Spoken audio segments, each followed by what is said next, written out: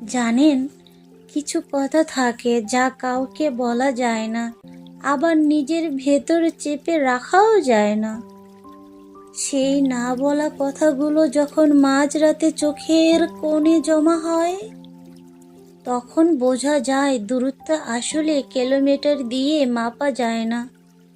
মায়া কাটানো সহজ, কিন্তু স্মৃতি মুছে ফেলা খুবই কঠিন। আপনাদেরও কি এমন কোনো স্মৃতি আছে যা পেছনে ছাড়ে না? প্রিয় শ্রোতা, এতক্ষণ থেকে আমাদের গল্পটা শোনানোর জন্য আপনাদেরকে জানাই অসংখ্য ধন্যবাদ এবং শুভেচ্ছা।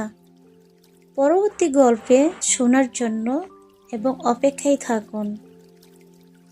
আমরা খুব দ্রুতভাবে আমার জীবন কাহিনী নেক্সট পার্টে নিয়ে আসব।